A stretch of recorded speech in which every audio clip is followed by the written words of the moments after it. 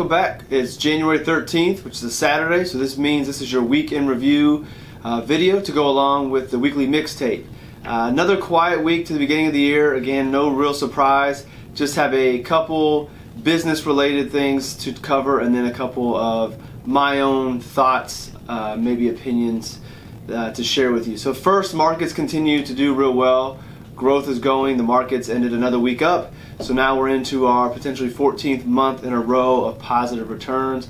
Who knows if it's going to continue? Let's enjoy it while the ride goes. But that's the first piece is markets continue to do well. So stay globally diversified, stay in a low-cost portfolio, stay disciplined, stick to your plan, and don't be checking your accounts all the time. But nonetheless, the markets do well. Another business-related thing, not probably something that's going to impact most of us investors, but just something to put out there that you may hear about.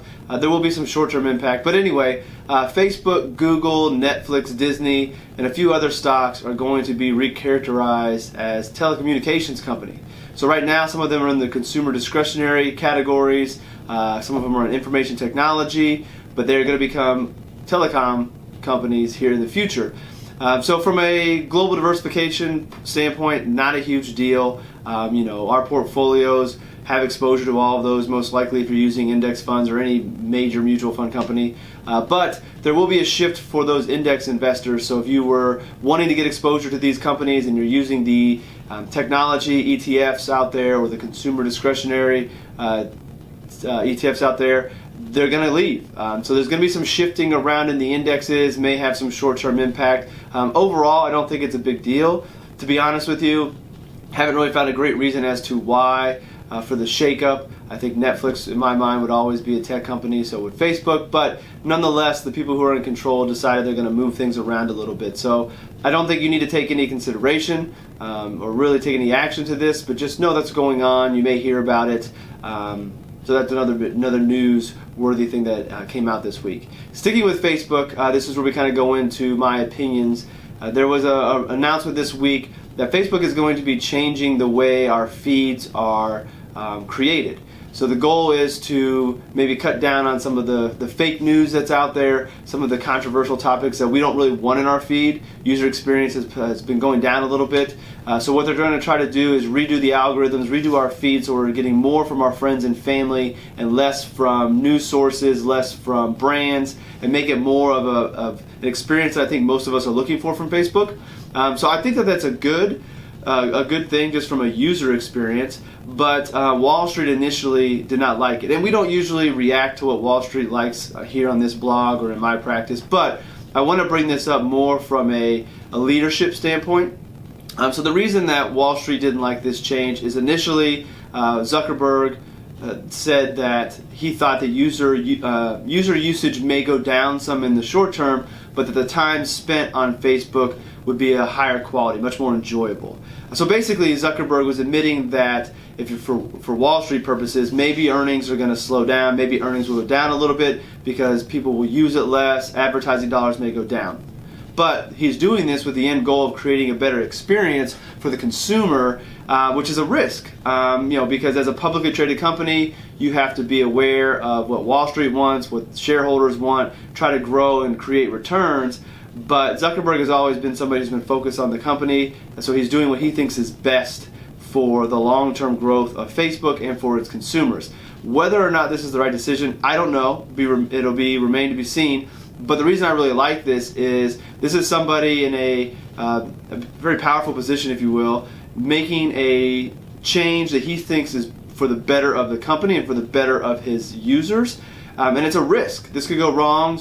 The Facebook stock price could go down and he could be deemed as one of the worst CEOs. But it's somebody taking a risk to do something that he thinks is better. And I really like that in a leader. With the two boys, Roman and Levi, three boys now, and Silas, one of the things I really want to instill in them is I want them to be leaders. I don't want them to be followers. I don't want them to be afraid to take risks if they think that is the right thing to do. So in a time where, whether it be entertainment, politics, sports, wherever it may be, there's a lot of lack of leadership out there from the people who are in power. I find it refreshing to find somebody who doesn't really have to make a change. Facebook is one of the largest companies out there. It's doing real well. Why fix if it's not broken? Well, this is a leader being proactive, trying to create a better product for his users, and not really caring in the short term of what the investors may think on Wall Street. So in a time where leadership is lacking in certain areas, even though this is not impactful to the world, it's not going to change anybody's life for the better, I really am glad to see that there are people out there who are not afraid to take a risk to do what they think is right. And if we have more people doing this, I think that we'll see things get better across the world. So that's my 2 cents. Facebook is going to change. Hopefully your feed gets better, but on a much higher level, I think that this is very encouraging to see that there are leaders out there willing to take a risk for what they think is better and not caring what Wall Street and the business professionals think. I really appreciated it. And then the other one, still sticking with this technology theme, is there was an activist investor, somebody who goes in to try to enact change on a company, who paired up with the teacher retirement system out of California, that wrote an open letter to Apple basically saying, you're to blame for kids being addicted to smartphones, in lesser terms. They didn't say it as bluntly and as mean. They said, we know you do a lot of good, you're trying to make things better, but kids are addicted to smartphones, we think you should do more, we're putting the blame onto you.